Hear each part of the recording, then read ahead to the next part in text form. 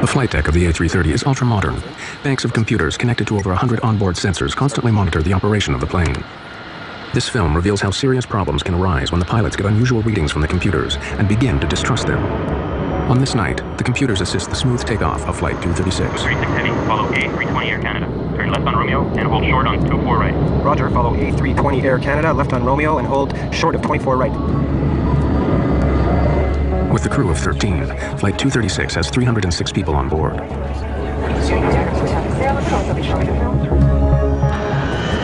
236 heavy, cleared for takeoff. 240 at 8, cleared for takeoff, 24 right, Transat 236 heavy. At 10 minutes past 8, the Airbus A330, loaded with over 47 tons of fuel, left Toronto for Lisbon. V1, rotate.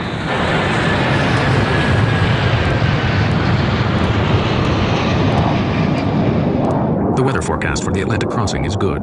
Everything runs smoothly on the flight deck, apart from a small adjustment to the route. To avoid congestion, air traffic control directs the flight 60 miles south of its original route. It's a minor alteration, but will play a crucial role later. Passengers settle down for the long crossing.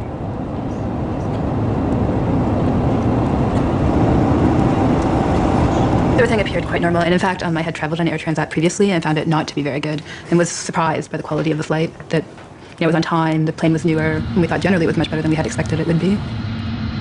We're getting to our next checkpoint. Every 30 minutes across the Atlantic, the crew check their position and fuel consumption against their flight plan. 0.2 tons on the right, 11.2 tons on the left. Despite the computerized systems, some procedures like checking the fuel on board still need to be done by hand. 0.2 tons. By comparing the amount of fuel in the tanks with the amount the flight started with, the pilots can keep an eye on their fuel consumption. Fuel check complete. Levels normal for the distance flown. All right. For the first 5 hours, everything is routine. The flight crew, Air Transat, and accident investigators have all declined to be interviewed about what happened next. This film uses known facts about the flight's standard emergency procedures and expert opinion to reconstruct what took place on Flight 236. Look, we're getting a warning signal. Oil temp low and oil pressure high on number 2. What? This warning is the first step in the crisis. Oil pressure is within normal limits on number 1. Number 2 is slightly high. The computer display reveals that the oil temperature is low in engine number 2, but the oil pressure is high. It is a very unusual reading. The pilots are puzzled. I can't see anything here. I'll look in the FCOM. Okay. A low oil temperature indication is normally indicative of bad readings, bad sensor. Oil temperatures don't decrease normally, they increase. A low oil temperature would be of no concern. The high oil pressure is a very strange indication. It's very rare. In fact, I've never actually heard of one. It's only indicative of the contamination normally of the oil with fuel. That's not something that's explained in manuals. Call the company. The crew contact Air Transat's maintenance group in Montreal. Transat 236 to Mirabel operations. Mirabel Transat 236. Hi. Hi, we have a little problem. We're getting the warning oil temp low and oil pressure high on the ECAM for engine number 2. There's nothing in the QRH nor the FCOM. Can you help us out? I'm looking in the manual. The ground crew have no immediate solution. The pilots must work it out themselves. They may have been given some advice on troubleshooting to see if that would help. But ultimately, the pilots are up there on their own. They can get advice from somebody 2,500 miles away, but they can't really fix the problems. Suggest you keep monitoring your oil levels and see what happens. Advise us on But because the oil readings are so unusual, the pilots believe they may indicate a computer error. The crew keep monitoring the oil levels. Air Transat 236 continues on track.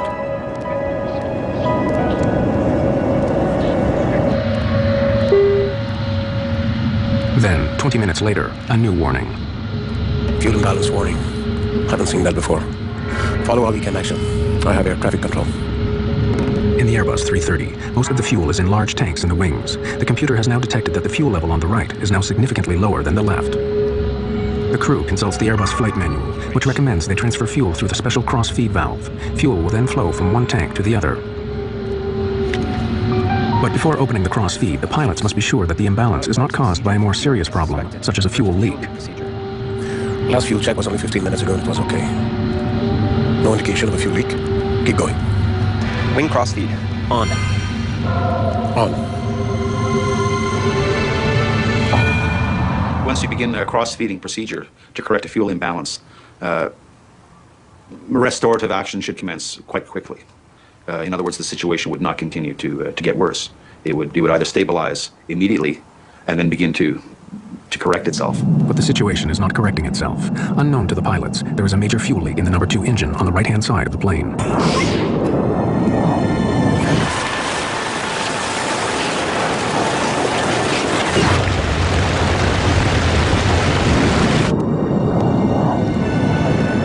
236 is some 300 kilometers from the nearest land, in mid-Atlantic. 39,000 feet over the Atlantic, some 300 kilometers from land, Air Transat Flight 236 is in trouble. Unknown to the pilots, the right engine is leaking fuel. The plane's computer system has thrown up a series of warnings, but the pilots believe these are computer errors. Have you ever seen something like this before? No. Never. Doesn't make any sense. Even if there is a leak, it doesn't explain the alarms on the oil system. And everything was okay at the last fuel check at 30 West. Yeah. Bet you it's a computer problem. The task of finding out if there is a fuel leak is made harder by the design of the Airbus systems.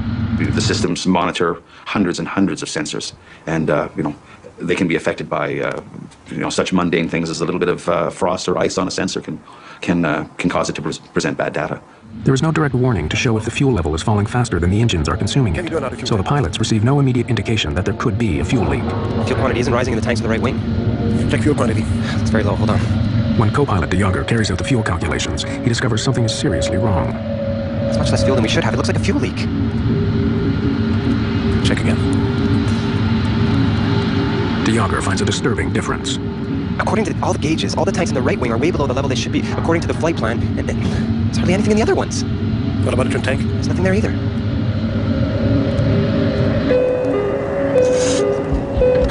Yes? Hello, first officer here. Can you come to the cockpit, please? Sure. Although Captain Pichet still believes he is dealing with a computer problem, he nevertheless decides to ask for a visual check just in case, to see if there could be a fuel leak. Captain? Hi. Can you and Karen take some flashlights and go to the windows if you can see anything trailing back from the wings? It'll look like a mist or a stream, and report back immediately. Okay. Great. I want you to do another complete fuel check, please.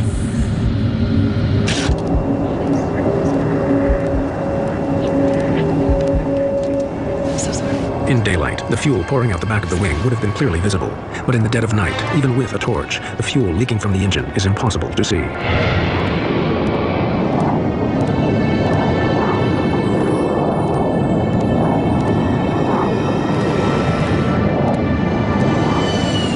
The crew evidently realized that the situation was not improving, and at that point they realized that their circumstances were becoming more serious.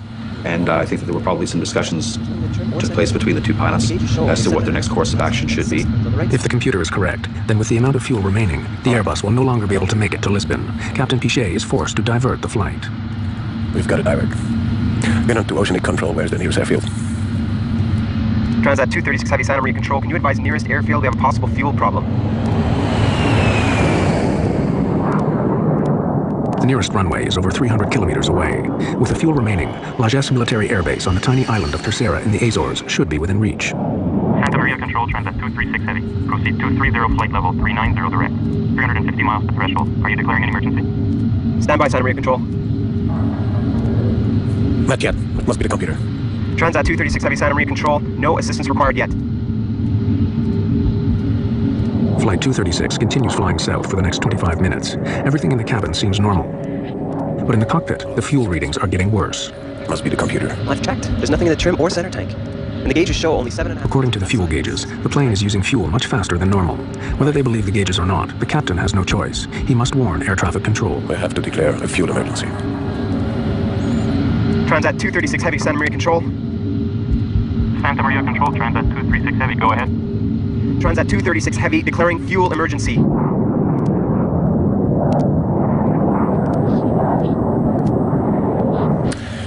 I really hope it's a computer bug. Because if we land in the Azores, we'll have a plane full of fuel. They'll crucify us. But at 6:13 a.m., less than an hour from the first fuel alarm, the full gravity of their situation strikes home.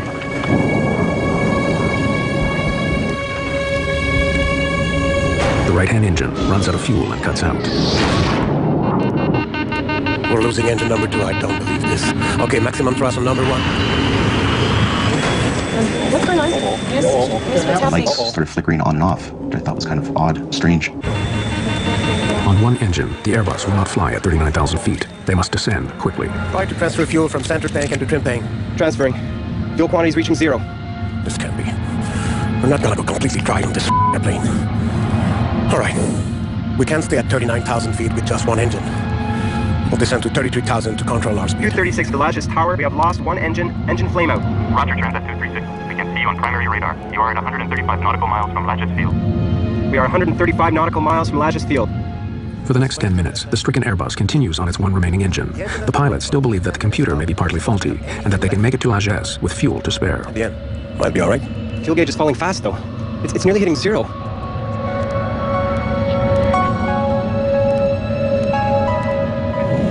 But 13 minutes after the right-hand engine cut out, and with 157 kilometers still to go, the left engine begins to fail. We're losing number one. Mayday, mayday, mayday. We have lost both engines due to fuel starvation. We are gliding now. One of the most sophisticated airliners of the modern era, carrying 306 passengers and crew, is now nothing more than a giant glider, drifting steadily down towards the ocean.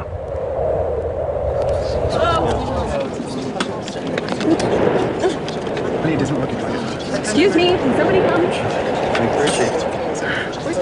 Hello? You could literally hear a pin drop. The exterior, there was no sound in that plane, in that cabin at all.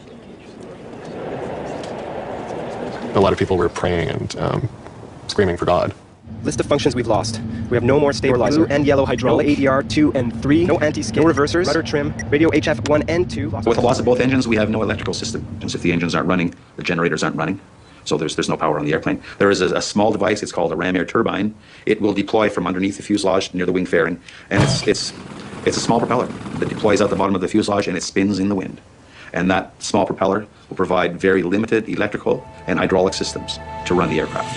In other words, although it's a glider, at least it's a controllable glider. Calculate how far we can go with our glide angle, will you? Well, we're now at 30,000 feet at the rate of descent of 2,000 feet per minute. We can hang on for 14 or 15 minutes. What? I don't want to die on an animal. I was just trying to calm her down, like try and reassure her that everything would be okay. It's a very big struggle to stay calm when you're considering your own death. Without power, the plane loses 1,000 feet in height for every 5 kilometers it travels forward. They can reach the Azores, but if the pilots make a mistake, they may face a forced landing on the water. We have to ditch in the water.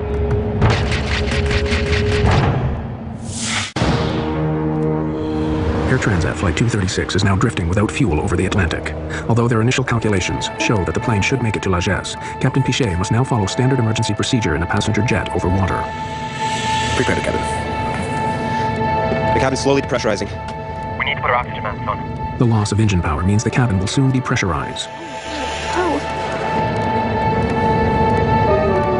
Everybody, please, I need your attention. We're preparing to ditch the plane. I need you to put on your life jackets right now. Within probably, I'd say, 2 minutes, I saw flight attendants with life jackets in their hand running down the aisles. Obviously, that was a sign of fear. What was happening was the first question that popped in my mind. You don't really know what to think. But people did start to panic at that point when they were told to put on life jackets. This is okay, it's all right. Remain, please keep calm. My best friend was talking to his father. His father died 3 years ago. But he's talking to him because he thought for sure he was going to be joining us. Ditching a large passenger jet on the water presents a severe hazard. If the Airbus 330 has to make a forced landing, the chances of survival are bleak. In my personal opinion, I don't think these airplanes would make very good boats. Typically, an airplane with a low-mounted tail like this, as it enters the water, one of the first things that's going to hit the water is the tail, and it's probably going to be ripped right off, and the fuselage is probably going to open right about there. In 1996, a Boeing 767 ran out of fuel off the coast of East Africa. Its last moments were caught on amateur video and reveal what happens when an airliner attempts a controlled landing on water.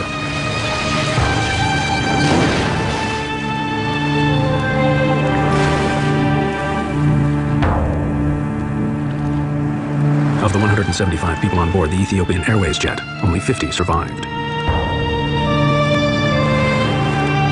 The chances of it surviving ditching and floating for very long are not very good. If Air Transat Flight 236 has to carry out a similar maneuver, it faces an equally grave outcome. With over 100 kilometers before they reach the Azores, the pilots face a long and difficult maneuver. They need to keep the plane gliding for more than 15 minutes to reach the Azores.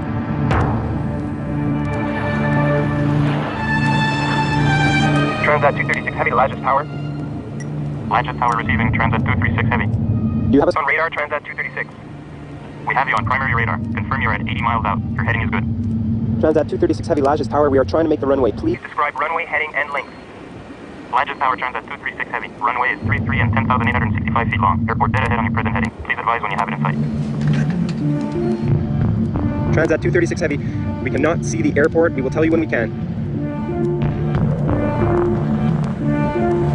As the minutes tick by, the long wait for those on board is agonizing. That's it. This is it. It's over. They're just gonna die in the next 5 to 10 minutes. I had contemplated the idea that we would die, certainly. And kind of, I think in that moment you can accept it more than you think you would accept it. The torture of the whole fact that you're gonna die, which I totally thought I was going to, is worse to me than dying. If I'm gonna die, just kill me now. Just get a gun and shoot me, or just let this plane go down and nosedive into the ocean and then just die instantly.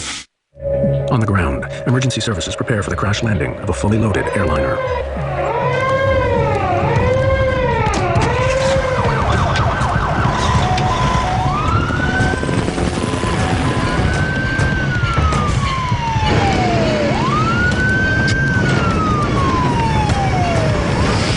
With 20 kilometers to go, the crew now prepare for the most dangerous part of the operation, getting their plane on the runway in one piece. Largest tower, do you have our distance from threshold now and weather, please? Roger, Transat 236 heavy. You are 8 miles out according to primary radar. Airspeed 280 knots according to our reading. Visibility unlimited. You should have the airport in sight. Negative, Largest tower. Until now, we cannot see the runway. There is no room for error. Without power, the pilots have only one chance at landing. If they miss or overshoot the runway, the results could be catastrophic.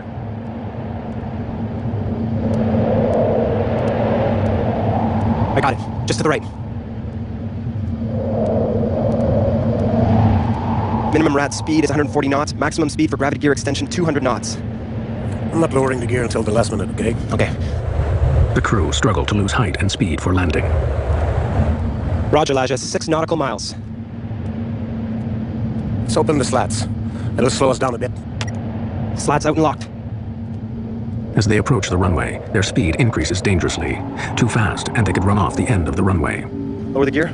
Hold on. Speed is about 200. All right. I stabilize the speed. Can you give me a landing speed, please? No engine, no flaps. Ideal approach speed is 170 knots. We're too fast. Yes. The runway's very long. Captain Pichet now performs a difficult series of swerving maneuvers to slow the plane down for landing.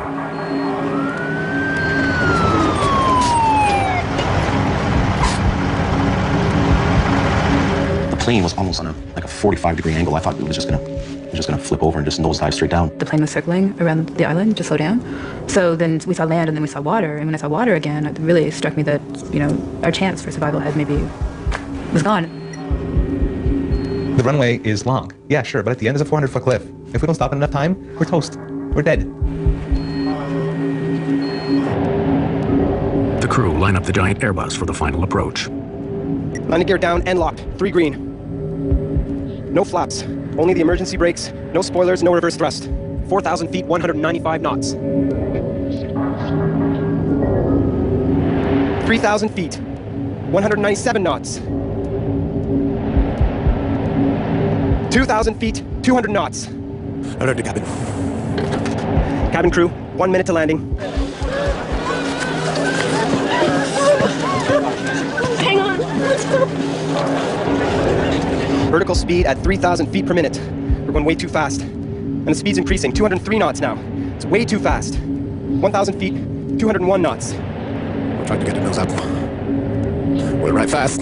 But even if the crew can get the Airbus on the runway, they face a further problem. Without engines, the normal procedures for braking are severely restricted. The danger is far from over.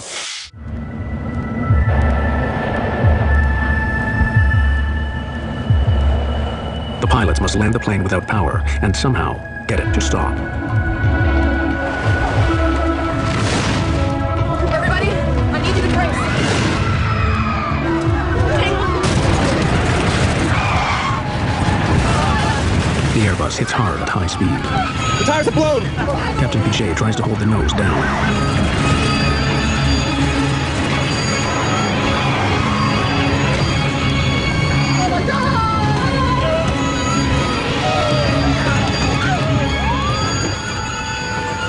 After bursting 8 tires, the plane finally stops in the middle of the runway. Yeah, we made it! We made it! We made it! Come on, everybody, get out of the way right now! Let's get it! Come on, come on! told you we'd make it.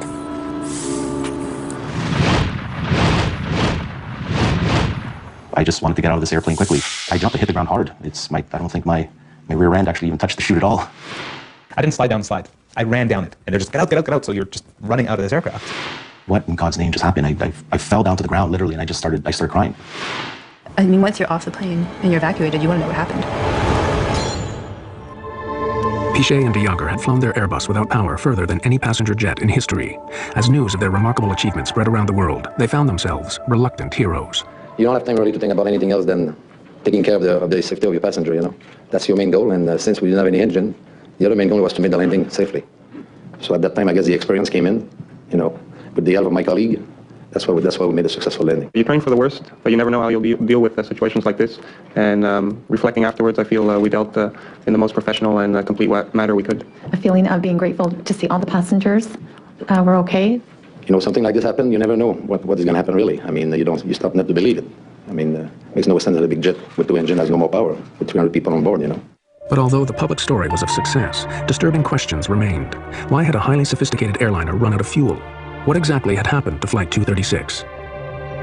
Away from the cameras, an accident investigation began immediately by the Portuguese, Canadian, and French transport authorities. Initial checks quickly confirmed that all the fuel tanks of the Airbus were indeed empty. But to lose more than 17 tons of fuel in such a short space of time meant they had a major leak. The question was where? Engineers examined the fuel system, searching for faults in the tanks and the fuel lines. It wasn't long before they found what they were looking for, just by the right engine. In this particular case, you had a hydraulic tube that's relatively small by comparison to the larger fuel tube. And the hydraulic tube, due possibly to pulsations in the hydraulic system, were abrading against the larger tube. And eventually the larger tube had a leak in it, and the leak, or not the leak itself, but the hole eventually possibly led into a fracture of the tube, allowing this massive fuel flow outside of the engine. The investigators began checking Air Transat maintenance records. They discovered that on the 19th of August, 5 days before the flight, Air Transat had removed the right-hand engine for maintenance and installed a replacement unit sent by Rolls-Royce. But as they analyzed the repair logs for the engine, they uncovered a shocking mistake. This was not a case of faulty design, but of faulty maintenance. Rolls-Royce had supplied the engine without a hydraulic pump assembly. To overcome this, Transat mechanics had used the parts from an older engine. But they didn't fit properly, and the pipes had been rubbing together for 5 days, until midway over the Atlantic, one finally broke. The engine was delivered minus these two tubes and a bracket.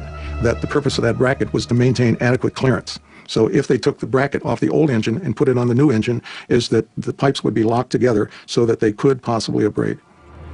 As investigators questioned Air Transat mechanics, they found more disturbing evidence of malpractice. The chief mechanic testified that he had been concerned about the substitution of another hydraulic assembly. 5 days before the accident, he raised his concerns with his superior. The company decided that the aircraft must go back into service and could not wait for the missing parts. He should go ahead with the substitution. The replacement parts only differed from the correct ones by a few millimeters, but it was a difference that nearly cost 306 lives.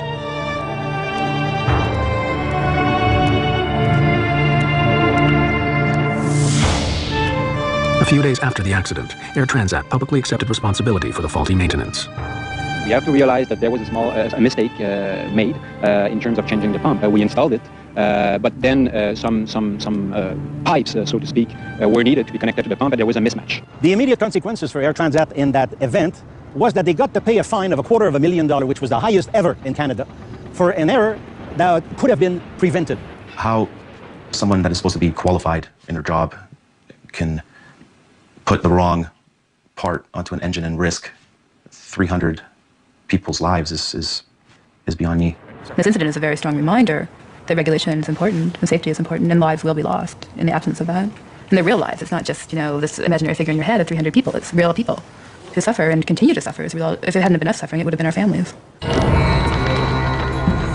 This was by no means the end of the story. Investigators now turned their attention to the cockpit itself.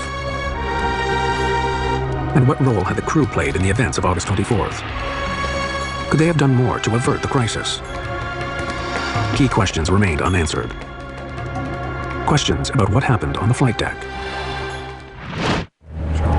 The Transport Canada investigation into Air Transat Flight 236 discovered that basic maintenance errors had led to the fuel leak. Air Transat had accepted responsibility and were heavily fined. But the focus now turned on the flight deck and the performance of the crew. What part did they play in the fuel loss? Wing crossfeed on. When the crew opened the cross-feed valve to transfer fuel from the left wing tank to the right, they lost 17 tons of fuel in less than 30 minutes, yet they failed to close the cross-feed valve and prevent further loss.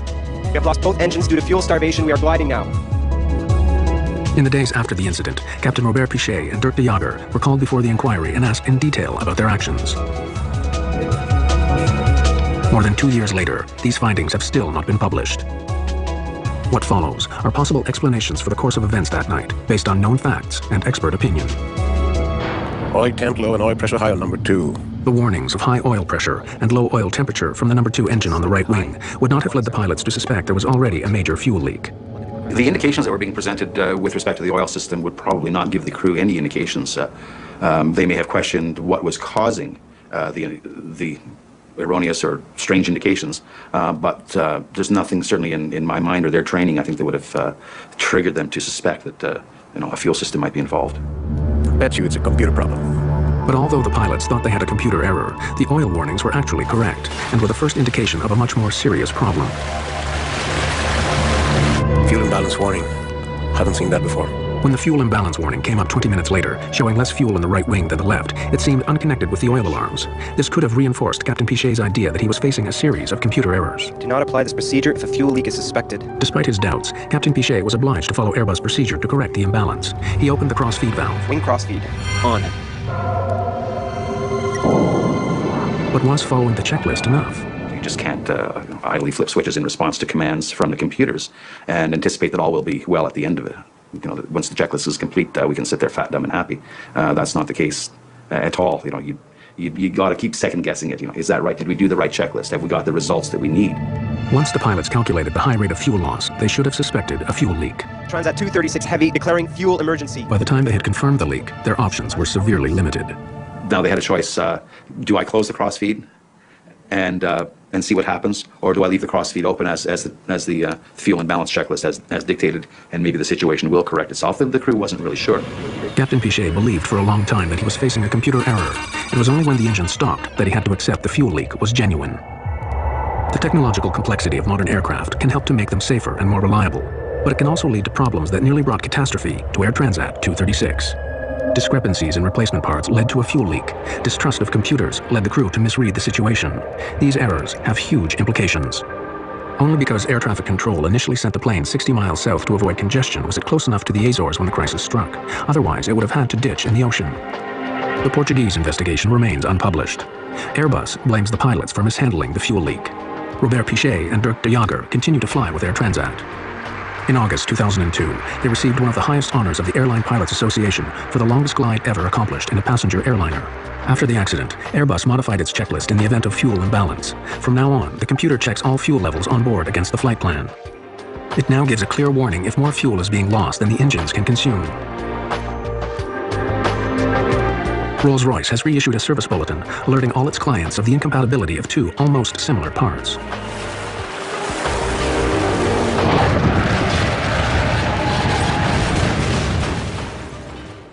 Whatever the circumstances are, the pressure that he was under is tremendous. He got that plane down safely, only blew up 8 of the 12 tires, and saved 300 people. He saved 300 people's lives. Captain Pichet saved our lives, and whether or not he made an error, or if there was a failure of a computer, it doesn't really matter because we're alive. Do I think he's a hero? No. Do I think he's a hell of a pilot? Yes. Thank God the islands of the Azores were there and basically saved our lives. But if that fuel pump broke 2 5 minutes